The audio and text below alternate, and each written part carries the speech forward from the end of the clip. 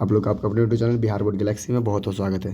देखिए, मैंने आपको जो भी विजेता बैच के ज्वाइन है भैया, उसको मैंने पढ़ाना शुरू किया और आप लोग के आप सिलसिले में उसी सिलसिले में मैंने फिजिक्स का 3 चैप्टर तक 2 नंबरी खत्म कर दिया है।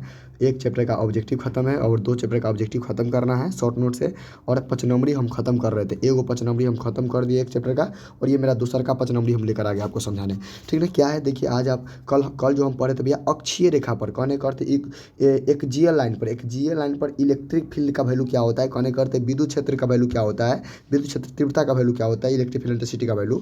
और आज हम लोग पढ़ेंगे निरीक्षीय रेखा पर, कहने का अर्थ इक्वाटोरियल लाइन पर, इक्वाटोरियल लाइन पर भैया इलेक्ट्रिक फील्ड इंटेंसिटी का वैल्यू क्या होता है निकालने का तरीका। चलिए, बड़ा आसान है, उसी की तरह सेम फार्मूला चलेगा, कल जिस प्रकार पढ़े एकदम मिलता जुलता है। और ये तो मिलता जुलता है प्लस सेकेंड चैप्टर का भी जो है ना डेरिवेशन, ये पहला चैप्टर से आपको मिलता जुलता है। तो अगर आपको ये आ रहा है तो वो भी आ जाएगा। देखिए, इक्वाटोरियल लाइन कहने का अर्थ है कहीं भी लाइन, अगर मान लीजिए लाइन है तो इसके ऊपर लंबत ले लीजिए, कोई 90 डिग्री पर कहीं भी एक रेखा था, मान लीजिए रेखा है, इसके लंबत यहाँ पर मैंने एक बिंदु ले लिया, उसी को मैंने फिगर में वहाँ पर दर्शाया है। तो देखिए, दोनों जगह सेम आकृति पा रहे हैं। अच्छा, अब यहाँ पर मान के चलिए, यहाँ पर तो यहाँ पर ये जो डाइपोल है तो एन का माइनस क्यों रहेगा, क्योंकि डाइपोल में माइनस क्यू प्लस क्यू रहता है ना, यहाँ माइनस क्यू है प्लस क्यू यहाँ पर लिख दे, कोई बात नहीं। अच्छा, डाइपोल के बीच के क्या कहते हैं, डाइपोल सेंटर बोलते हैं। तो डाइपोल सेंटर यहाँ से ओ लिखे, ओ लिखे, और डाइपोल सेंटर से लेकर एन की दूरी एल है, एन की दूरी एल है, एन की दूरी एल है, एन की दूरी एल है। तो हमें कोई दिक्कत ना, फिगर में तो कोई दिक्कत नहीं, पहले फिगर समझ लीजिए आप लोग। अच्छा, ये 90 डिग्री पर यहाँ पर है। आप एक चीज़ समझिए, अगर मान लीजिए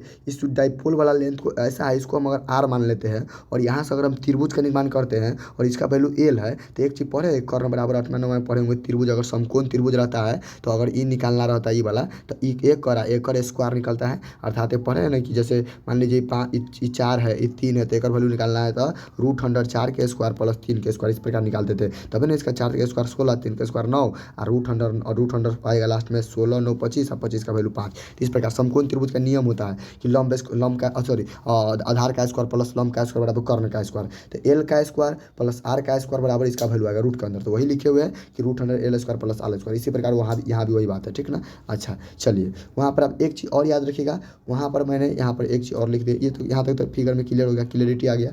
आप समझिए यहाँ पर क्या है मेरे भाई, यहाँ पर देखिए क्या है कि यहाँ पर मान के चलिए, यहाँ से मैंने सोचा कि मान लीजिए चलिए, अगर यहाँ से जाएगा तो इधर के इलेक्ट्रिक फील्ड ऐसा है जिसके बीच में एंगल बन रहा है थीटा, और यहाँ पर नीचे की तरफ प्रक्षेप पड़ रहा है तो इसके बीच के एंगल बन रहा है थीटा। तो यहाँ पर आपको आकृति याद रखना पड़ेगा, संगत कोण जिससे, और एकांतर कोण बता रहा है कि संगत कोण ये होता है कि जैसे यहाँ होता है ना, ये है, मान के चलिए ये देखिए यहाँ से यहाँ, ये एक मिनट ये और ये लाइन मान के चलिए समांतर रेखा है, तो समांतर रेखा है, और ये आपको यहाँ पर पढ़े होंगे भैया, समांतर रेखा रहता है तो ई कोण जितना के बराबर रहता है ना, वो कोण उतना के बराबर रहता है, ये इतना का रहता है संगत कोण से पढ़े होंगे, सॉरी एकांतर कोण से। और संगत कोण कहता है भैया कि अगर ई जितना डिग्री का कोण है ना, ई जितना डिग्री का कोण है, उससे थीटा डिग्री का कोण, और यहाँ पर ये होगा, ये भी थीटा डिग्री का कोण होगा, दोनों सेम ही होगा। आपको ये मैथ के 8वां में पढ़ाया जाता है, लेकिन आपको बेसिकली करें फिगर, आप याद रखिए, आप काम से हो जाएगा। लेकिन आप चलिए, तो वही लिखिए, ये संगत कोण से थीटा डिग्री है और ये एकांतर कोण से, ठीक ना। अच्छा, वो अभी भूल जाइए, आप केवल फिगर को याद रखिए कि भैया यहाँ पर R² यहाँ पर R², इसके बीच की एल है और इसके बीच में आर मान है। क्या कहता है फिर वही मान लेंगे काले की तरह कि इलेक्ट्रिक डाइपोल, एक इलेक्ट्रिक डाइपोल कहने करते जो लाइन वाला है कॉन्स्टिट्यूटिंग में मिलकर बना हुआ है +4 से -4 से, वही लिखे, माना कि ए बी एक विद्युत द्विध्रुव है जिस पर -4 से +4 है, क्लियर है, तथा डिस्टेंस उसके डिस्टेंस विद डाइपोल सेंटर 12 है, और जो इसका बीच का डिस्टेंस है क्या है 12 है, वही लिखे हुए हैं कि Q plus Q minus Q से मिला है, तथा द्विध्रुव का लंबाई क्या है 12 है। आप पढ़े हुए हैं ना कि द्विध्रुव बराबर क्या होता है, P बराबर Q × 12 होता है ना, हाँ वहीं पर से। अच्छा, उसके बाद क्या कहता है, अब हमको निकालना है point be on the equatorial line, equatorial line पर पॉइंट बी है और जिसका डिस्टेंस r है डाइपोल सेंटर, सही बात है, डाइपोल सेंटर से इसका डिस्टेंस क्या r है। एक पॉइंट P है जो इक्वाटोरियल लाइन पर है और इसका लंबाई यहाँ पर डाइपोल सेंटर से क्या है r है, उसी को जो लिखे हैं फिगर में उसी को हम किताबी भाषा में बोल रहे हैं। अच्छा, उसके बाद कहिए, आप देखिए, अब आपको बड़ा आसान है, फिर काले की तरह एक बार यहाँ पर क्या होगा, विद्युत द्विध्रुव यानी कि इलेक्ट्रिक फील्ड इंटेंसिटी वो निकाल लीजिए, और एक बार ये -4 पर क्या होगा इलेक्ट्रिक फील्ड इंटेंसिटी वो निकाल लीजिए, दोनों को जोड़ दीजिए, आराम से आंसर आ जाएगा। तो चलिए, क्या वही लिखे कि हम लिखे हैं कि electric field intensity at point P due to positive charge, कहने करते प्लस चार्ज के कारण यहाँ पर इलेक्ट्रिक इलेक्ट्रिसिटी कितना होगा, एक बार निकालेंगे माइनस चार्ज का इलेक्ट्रिक इलेक्ट्रिसिटी कितना होगा, वही एक यानी कहने करते हैं। एक बार यहाँ पर निकालेंगे प्लस चार्ज जो बी वाला पॉइंट है उसके कारण यहाँ पर विद्युत ध्रुव कितना होगा, एक बार यहाँ पर लिखेंगे माइनस चार्ज जो इसके कारण यहाँ पर द्विध्रुव ध्रुव कितना होगा वो निकालेंगे। तो चलिए सबसे पहले हम प्लस चार्ज के कारण निकालते हैं। थोड़ा सा इसको हम ऊपर कर दे, देखिए यहाँ पर इसको ऊपर करते हैं, यहाँ पर देखिए देखिए E P B, E P कहने करते हैं यहाँ पर जो प्लस वाला उसके कारण। तो प्लस चूँकि हम जानते हैं भैया कि कल बताए पॉइंट चार्ज कहने करते हैं जो बिंदु आवेश है। तो बिंदु आवेश के कारण चार्ज क्या होता है, के क्यू बटा में आर स्क्वायर होता है। तो के बदले के, क्यू के बदले क्यू। यहाँ पर देखिए तो आर, देखिए तो यहाँ पर इसका एक मिनट आर कहने करते हैं डिस्टेंस, कहने करते हैं पी से लेके पी से लेकर बी तक लेकर डिस्टेंस देख रहे हैं कितना है, √100r² प्लस एल स्क्वायर है। तो आर के जगह पर क्या लिखेंगे, √100r² प्लस एल स्क्वायर लिखेंगे कि ना। अच्छा तो ये √100r² प्लस एल स्क्वायर करेंगे तो देखिए यहाँ पर √100r² करेंगे, वही किया है। तो देखिए लिख दिए के क्यू, अब बटा में आर के जगह पर √100l² किएंगे। अच्छा अब हमको मन है भैया थोड़ा सा इसको अच्छा करने का, तो क्या करना है, अच्छा करना है तो एक चीज़ कीजिए इसमें से √100 स्क्वायर है तो स्क्वायर से रूट खत्म हो जाएगी ना। तो स्क्वायर से रूट खत्म करके नीचे केवल कति बचा r² प्लस एल स्क्वायर। इसी प्रकार फिर हम निकालेंगे इलेक्ट्रिक फील्ड इंटेंसिटी, कहने करते विद्युत क्षेत्र तीव्रता माइनस क्यू चार्ज के कारण। तो माइनस क्यू चार्ज के कारण निकालेंगे तो फिर उसी प्रकार के क्यू बटा में आर स्क्वायर, और उसका भी डिस्टेंस इधर वाला भी लाइन है तो उसको भी देखिएगा तो √100r² उसका डिस्टेंस है। तो के क्यू बटा में आर² प्लस एल स्क्वायर। अच्छा तो इसका पहले रूट फिर स्क्वायर से रूट खत्म हो जाएगा तो बचेगा क्या, के क्यू बटा में आर² प्लस एल स्क्वायर। तो दोनों का वैल्यू आ गया है, तो भैया आपको दोनों क्या ई नेट निकालना है। ई नेट कहने करते हैं इलेक्ट्रिक फील्ड इंटेंसिटी, विद्युत क्षेत्र का अब कुल वैल्यू निकालना है। तो कुल निकालना है, तो आइए हम नेक्स्ट पेज में आपको दिखाते हैं। यहाँ पर एक मिनट नेक्स्ट पेज में दिखाते हैं। कल वाला एकदम समझ में आया कि ना, आप लोग कमेंट कीजिएगा और ये भी आपको समझ में आएगा, बिल्कुल समझ में आएगा, आसान है, बहुत भारी नहीं है, एकदम ईजी वे में है। अब दोनों में सेम चलेगा। देखिए अब लिखावट खाली अब एक वो लेते हैं, यहाँ पर रुक जाइए एक मिनट, एक वो लेते हैं बड़ा टाइप से लेते हैं ताकि आपको समझ में आ जाए, ठीक ना। यहाँ पर बड़ा लेते हैं, एक वो लेते हैं क्योंकि दोनों में उतने बात आएगा, उतने आएगा, कहने कर दोनों में सेम आएगा। चलिए अब निकालते भैया, अब देखिए क्या निकालते हैं, अब निकाल रहे हैं अब नाउ मिस अब विद्युत बिंदु पी पर कुल विद्युत क्षेत्र, कहने करते हैं पॉइंट पी पर टोटल इलेक्ट्रिक फील्ड कितना होगा ये निकाल रहे हैं। हिंदी इंग्लिश दोनों मीडियम में सेम है। अच्छा क्योंकि भाई न्यूमेरिकल है, न्यूमेरिकल में तो जना आएगा तो दोनों में इतना लिखाएगा। एफ नेट ई नेट कहने करते हैं टोटल इलेक्ट्रिक फील्ड कितना आएगा, तो पहला इलेक्ट्रिक फील्ड का स्क्वायर, दूसरा का इलेक्ट्रिक फील्ड का स्क्वायर, अब प्लस में 2ab cos 2 थीटा, याद रखिएगा इसी से निकालेंगे। कौन चीज़ से निकालेंगे, पहला जो पी पॉइंट पर था उसका इलेक्ट्रिक फील्ड का स्क्वायर करेंगे, दूसरा का पर जो निकाले उसका इलेक्ट्रिक फील्ड का स्क्वायर करें, फिर दोनों का गुना कर देंगे या cos थीटा करेंगे। चलिए तो फिर अब यहाँ पर देख रहे हैं, आइए यहाँ से इसको ऊपर करते हैं, थोड़ा सा देखते हैं। यहाँ देखिए पहला पर कितना आया था वैल्यू, पहला पर पीछे देखिएगा तो वैल्यू आया होगा क्यू बटा में आर² प्लस एल स्क्वायर, फिर दूसरा का पर देखिएगा तो वैल्यू इतना आया होगा और फिर दोनों का गुना किए तो इतना आ जाएगा और cos थीटा आ जाएगा ना। अच्छा चलिए अब आगे देखिएगा, यहाँ पर देखिएगा एक मिनट यहाँ पर देखिएगा, यहाँ पर देखिए एक मिनट, यहाँ पर अब इसको थोड़ा सा डाउन करते हैं। चलिए देखिए ये दोनों का अगर इसका भी स्क्वायर है, इसका भी स्क्वायर है ना, तो अगर मन है तो दोनों में से कॉमन बाहर आप ले सकते हैं, निकाल सकते हैं। तो चलिए हम के क्यू बटा आर² प्लस एल स्क्वायर को हम बाहर निकालने का, या समझिए इसका भी स्क्वायर है तो इसका भी स्क्वायर है, तो हम पहले दोनों में से क्या मान लेते हैं, दोनों में से कॉमन लिए, तो एक जगह कॉमन लेकर निकाल दिए और यहाँ पर जब बताइए जैसे मान लीजिए यहाँ पर ये पूरा टर्म को कॉमन ले लिए हुए, तो इससे भाग देंगे तो बचेगा एक, बचेगा तो एक लिखे, फिर इससे भाग देंगे तो बचेगा एक बचेगा, और ये तो जौ के तौ रहेगा, तो ये जौ का तौ है। और सर इसमें से भी ई निकल गया है, ई निकलने का अर्थ वही ना के क्यू बटा में आर² प्लस एल स्क्वायर, फिर गुना है के क्यू बटा में आर² एल स्क्वायर, अर्थात यह भी जो है ना के क्यू बटा आर² एल स्क्वायर का होल स्क्वायर है। तो हम तो कॉमन बाहर निकाले, तो इसके बदले क्या लिखेंगे, यानी कि 2 गुना 1 बटा में cos 2 थीटा, तो फिर 2 गुना 1 बटा cos 2 थीटा उतने वैल्यू आएगा ना। अच्छा चलिए तो एक बार आपको करना पड़ेगा, शुरू में हमारे साथ भी दिक्कत हुआ, 6 बार 7 बार किए तब आता है, तो एक बार 2 बार करना पड़ेगा, 6 बार 7 बार कीजिएगा तब शुरू में न्यूमेरिकल, ये लॉन्ग क्वेश्चन है नहीं बुझाता है, एक अलग कॉपी में लिख लीजिएगा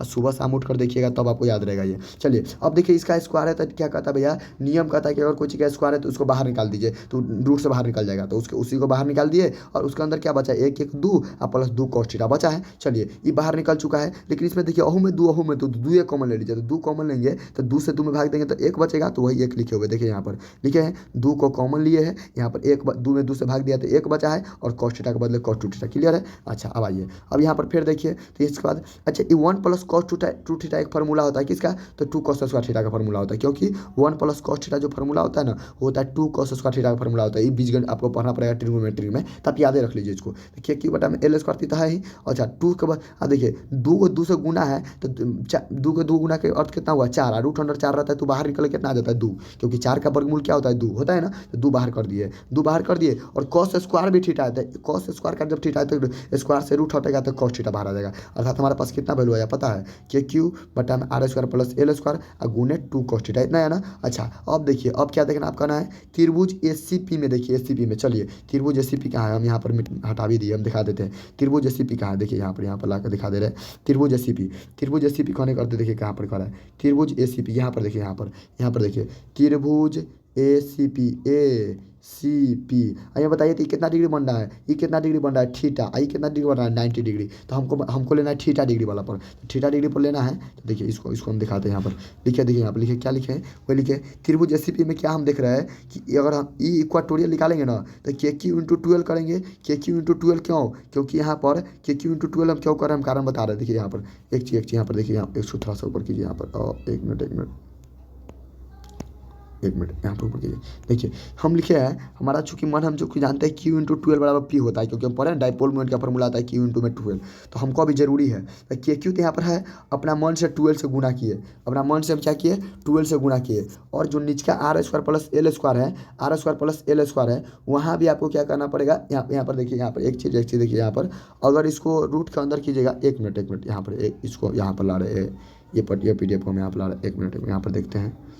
देखिए यहाँ पर हम लिखे हुए बड़े बढ़िया से लिखे हुए, उसमें नहीं दिख रहा होगा, यहाँ पर लिखे हुए देखिए यहाँ पर लिखे देखिए चूँकि कॉस थीटा का फार्मूला होता है क्या होता है एल बटा में कॉस थीटा का फार्मूला क्या होता है एल बटा में root under R square plus L square. यहाँ पर ई कैसे लाए भैया हमको बताइए। तो देखिए हम ई कैसे लाए, यहाँ पर तो PDF चला गया, हम दिखा देते लेकिन कहाँ से लाए। देखिए यहाँ पर ई फिगर दिख रहा है आपको, ई फिगर दिख रहा है, ई फिगर देखिए तो इस फिगर में देखिए यहाँ पर अगर थीटा डिग्री बन रहा है, यहाँ पर अगर थीटा डिग्री बन रहा है, हम चाहेंगे इसका distance R square plus L square है, इसका डिस्टेंस एल है और इसका डिस्टेंस भी आर है, तो हम चाहेंगे हम cos थीटा निकालना। तो cos थीटा का फॉर्मूला क्या होता है मालूम है, cos थीटा का फॉर्मूला होता है कि भैया cos थीटा का फॉर्मूला होता है आधार बटा में कॉर्न। तो आधार कितना है एल कर देंगे और बटा में कॉर्न क्या वैल्यू कितना है root under L square R square. तो वही तो यहीं से न लाए फार्मूला, तो cos थीटा का वैल्यू हम यहाँ से क्या लाए एल बटा में root under R square plus L square, और यही cos थीटा का वैल्यू जाकर वहाँ पर पुट कर रहे हैं। देखिए यहाँ पर पुट कर रहे हैं वही देख रहे हैं, और यहाँ पर यही cos थीटा वहाँ से लाए और यहाँ पर आप cos थीटा का वैल्यू पुट करने के बारी है। तो 2 अब बटा में R square plus L square तक आर है तो 2 गुने cos थीटा का वैल्यू पुट कर दिए ना। अब देखिए हमारे पास वैल्यू आ गया के क्यू गुने 2l बटा में यहाँ पर इसका स्क्वायर। देखिए किसी चीज़ का रूट का मतलब होता है उसका पावर 1/2, तो इसका हम लिख सकते हैं आर स्क्वायर बटा एल स्क्वायर का पावर 1/2 रूट का बदले 2 लिख सकते हैं, और इसका पावर ना कुछ तो 1 है तो दोनों पावर जुड़ जाएगा। तो एक यहाँ पर जब जैसे एक्स एम के पावर एन और गुना एम के पावर एन गुना एम के पावर और मान लीजिए एम के पावर ओ प्लस एम के पावर पी रहता है ना, तो एम के पावर क्या होता है दोनों को जोड़ दिया जाता है यहाँ पर। तो अब क्या करेंगे कॉमन लेकर, तो अब इसको दोनों को क्या करेंगे हम यहाँ पर जोड़ेंगे तो क्या वैल्यू लास्ट में आएगा भैया, लास्ट में वैल्यू आपको आएगा 3/2 आएगा, क्योंकि देखिए ना कुछ यहाँ पर आर एक में समझिए आप R square plus L square यहाँ पर ना कुछ पावर तो 1 है, हाँ भैया ठीक है 1 है गुना यहाँ पर देखिए फिर इसके बदले R square plus L square का पावर रूट है तो 1/2 है। तो जोड़िए दोनों को जोड़ेंगे तो 1 प्लस 1/2 को जोड़िएगा तो कितना आएगा 2 से 2 गुना होगा तो 2 1 का 1 बटा में 2 तो 3/2 ना आएगा, तो वही तो 3/2 लिखे हैं, यानी कि 3/2 तो वही लिखे। देखिए यहाँ पर टोटल के बदले 3/2 लिख दिया ऊपर तो है। अब बताइए यहाँ पर क्यू इंटू 12 आ गया, क्यू इंटू 12 का फॉर्मूला हम लोग जानते हैं क्या, क्यू इंटू 12 होता है पी के बराबर। तो वही अगला पेज में वही हम समझाने जा रहे हैं आपको भैया क्यू इंटू 12 जो होता है पी के वैल्यू के बराबर होता है। यहाँ पर समझिए देखिए बहुत अच्छा से इसमें लिखे हुए हैं चूँकि वी नो डैट हम लोग जानते हैं कौन चीज़ जानते हैं भैया कि चूँकि हम लोग जानते हैं कि पी बराबर क्यू इंटू 12 फॉर्मूला होता है ना। उसी जगह पर भैया हम क्यू इंटू 12 की जगह पर हम पी रख देंगे, तो हमारा के गुने क्यू इंटू 12 है ना, तो 12 का जगह पी रख दिए तो के पी आ गया। अब बटा में इतना का वैल्यू इतना, चूँकि आर जो होता है ना बहुत बड़ा होता है एल से, याद रखिएगा, इसलिए एल का वैल्यू 0 ले लिया जाता है और जहाँ एल है उसका वैल्यू 0 कर दीजिए। तो वही देखिए के पी हो गया। अब बटा में अब यहाँ पर एल का वैल्यू 0 लेंगे तो 0 का स्क्वायर कोई वैल्यू तो होगा ना, तो आर स्क्वायर के बटा फिर 3/2 तो रहबे करेगा। हाँ अब तो 3/2 रहबे करेगा, अर्थात हमारे पास बचा क्या आर स्क्वायर का वैल्यू 3/2, तो 2 से 2 खत्म, 3 से 2 से 2 खत्म, तो हमारे पास बचा क्या आर क्यू बचा, एगो आर क्यू बचा तो हमारे पास लास्ट लास्ट का फॉर्मूला क्या आया, बहुत इंपॉर्टेंट है। इक्वाटोरियल का वैल्यू कितना होगा, यानी कि इक्वाटोरियल लाइन पर इलेक्ट्रिक फील्ड इंटेंसिटी कहने का अर्थ है निरीक्षीय रेखा पर विद्युत क्षेत्र तीव्रता का वैल्यू क्या होता है, केपी बटा में आर क्यू। कल पढ़े होंगे कि एक जीए लाइन पर विद्युत क्षेत्र का वैल्यू क्या होता है, तो 2 केपी बटा में आर स्क्वायर, ठीक ना, वो याद रखिएगा। मिलता जुलता है, जब तक 3 बार 4 बार न लिखिएगा आपको नहीं आएगा शुरू में, तो 4 बार 5 बार लिखना पड़ेगा। हम इसको खुद 7 बार 8 बार रिवीजन किए तब याद रहता है, इसलिए लिखना पड़ेगा, शुरू में मेहनत करना पड़ेगा। हाँ, शुरू में लिख लीजिए, लास्ट में याद रहेगा। लेकिन मेरा मानना है भाई एक अलग कॉपी में सब लिख लीजिए, जितना 5 नंबर अलग कॉपी में लिख लीजिए, और तभी आपको ज़्यादा समझ में आएगा। चलिए फिर मिलेंगे नेक्स्ट वीडियो में, अगले अगले वीडियो में। सभी को जय हिंद, वंदे मातरम। जल्दी ही आपको केमिस्ट्री का शॉर्ट नोट्स का एक्सप्लेनेशन मिलेगा, और आपको जो भी भाई लोग आज पटना से या जहानाबाद से है, तो या नालंदा से, वैशाली से, तो आज आप लोगों से मिलने का प्रयास करते हैं और जरूर मिलेंगे, ठीक ना। चलिए फिर मिलेंगे अगले वीडियो में। सभी को जय हिंद।